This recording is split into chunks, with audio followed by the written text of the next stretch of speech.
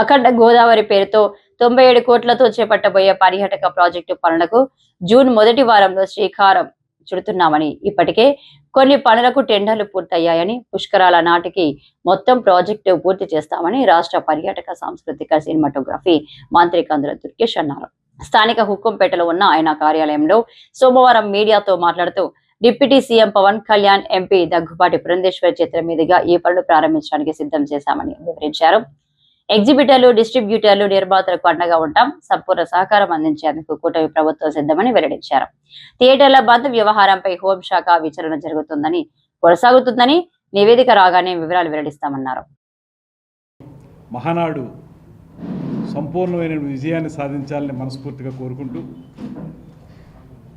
అఖండ Godavari project దీనికి సంబంధించి June మొదటి వారంలో ఈ కార్యక్రమానికి ఎంతో సహకరించినటువంటి డిప్యూటీ సీఎం శ్రీ పవన్ కళ్యాణ్ గారు, మన పార్లమెంట్ సభ్యులు శ్రీమతి పురంధేశ్వరి గారు, వారిద్దరి యొక్క సమయాన్ని తీసుకుని మొదటి వారంలో దీనికి శంకుస్థాపన చేయడానికి నిర్ణయించుకోవడం జరిగింది.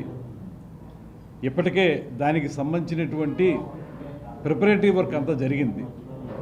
అంటే ఇందులో మొట్టమొదటి టెండర్ ఓకే అయింది, ప్రస్తుతానికి ఘాట్ల వరకు ఓకే అయింది. హేవలాక్ బ్రిడ్జ్ ఇంకా అవి కూడా మొత్తం 97 కోట్ల రూపాయల మొత్తం నిధుల్లో కొంత మేరకు మనకి టెండర్ ఓకే అయింది. దానికి సంబంధించి ప్రిపరేటరీ వర్క్ పూర్తయింది.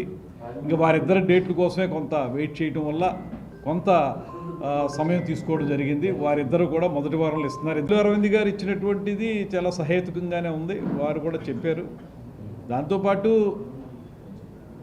ప్రస్తుతానికి అదేమీ బంద్ లేదన్నారు కనుక అది ఇంకా సమస్య పోయినట్టే ఆ సమస్య. కాకపోతే రాబోయే రోజుల్లో ఏ రకంగా మనం ముందుకు తీసుకెళ్లాలనేటువంటి దాని మీద కొంత కార్యాచరణ అవసరం. ఎందువల్లంటే దీనికి పరిశ్రమని తొలి నుంచి కూడా గౌరవం ఇస్తూ, పరిశ్రమ ద్వారా రాష్ట్రంలో చలనచిత్ర పరిశ్రమ అభివృద్ధి జరగాలని ఇప్పుడు కానీ, ఉమ్మడి రాష్ట్రంగా ఉన్నప్పుడు కానీ చాలా కృషి చేసినటువంటి ముఖ్యమంత్రి శ్రీ చంద్రబాబు నాయుడు గారు. ఆ రోజుల్లో కూడా ఆయనకున్నటువంటి పరిచయాలు, ఆయనకున్నటువంటి వివిధ రకాల కార్యక్రమాల ద్వారా ఎంతో అభివృద్ధి చేశారు చలనచిత్ర పరిశ్రమని మన ఆంధ్రప్రదేశ్లోకి వచ్చిన తర్వాత. ఇప్పుడు కూడా మనం కూడా చెప్పేది ఏంటంటే, ఒక కొత్త విధానాన్ని తీసుకొచ్చి ఆ విధానం ద్వారా రాష్ట్రంలో చలనచిత్ర పరిశ్రమను అభివృద్ధి చేయాలనేటువంటి ఆలోచన. ఇవాళ మళ్ళీ దాన్ని హైదరాబాద్కి పరిమితం అయిపోయినటువంటి దాన్ని మళ్ళీ ఇక్కడ తీసుకొచ్చే విషయంలో బుచ్చయ్య చౌదరి గారి పాత్ర, ఇక్కడ స్థానిక శాసనసభ్యుల యొక్క పాత్ర, అదేవిధంగా మంత్రిగా నేను కూడా పదే క్యాబినెట్ మీటింగుల్లో నేను కోరాను ఏంటంటే తెలుగు విశ్వవిద్యాలయాన్ని పునరుద్ధరించండి. అది ఆన్ రికార్డు ఉంటాయి, ఇవేమి కూడా మనం ఊరికే మాట్లాడగలం. నేను ఎంత పర్సెంట్ ఉంది లేకపోతే ఇందులో ఏముందనేటువంటి దాని గురించి మాట్లాడటం లేదు.